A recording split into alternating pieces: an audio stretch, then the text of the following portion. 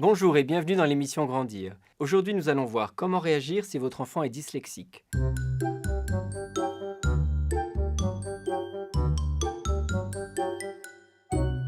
La dyslexie, c'est un trouble spécifique de l'apprentissage de la lecture, en lien avec une difficulté particulière à identifier les lettres, les syllabes et les mots, sans que cela soit associé à un déficit visuel, auditif ou intellectuel, et ce malgré une scolarisation adéquate. L'origine de la dyslexie est méconnue.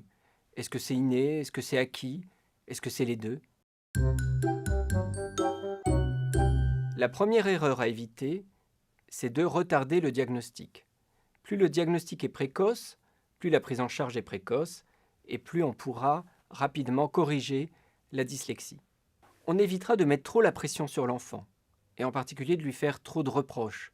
On ne mettra pas en doute son intelligence ni sa bonne volonté. On évitera aussi de passer à côté d'un déficit visuel, auditif ou intellectuel, qu'il soit isolé ou associé à la dyslexie. Si vous soupçonnez une dyslexie chez votre enfant, vous allez voir le médecin généraliste ou le pédopsychiatre qui fera une ordonnance pour obtenir un bilan orthophonique auprès d'une orthophoniste.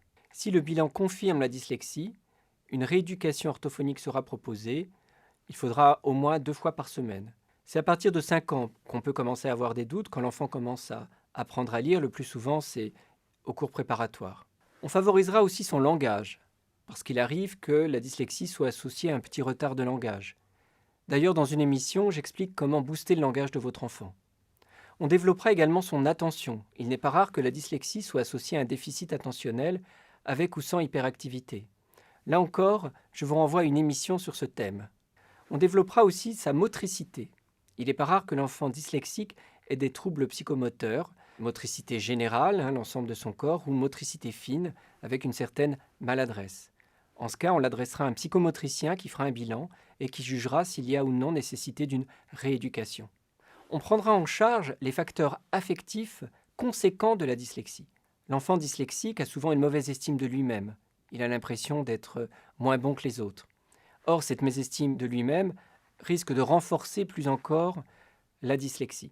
Avec un pédopsychiatre ou un psychologue, on travaillera sur les causes psychologiques de cette dyslexie, qu'elles soient ou non associées à d'autres types de causes.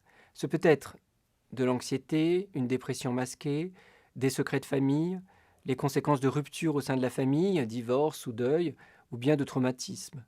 Très important, on veillera à ce que l'enfant puisse être bien adapté sur le plan scolaire.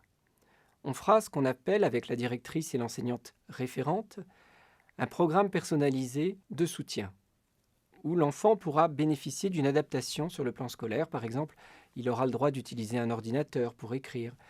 On pourra lui dire oralement les consignes dans les différentes matières, parce qu'évidemment, il aura du mal à les décoder.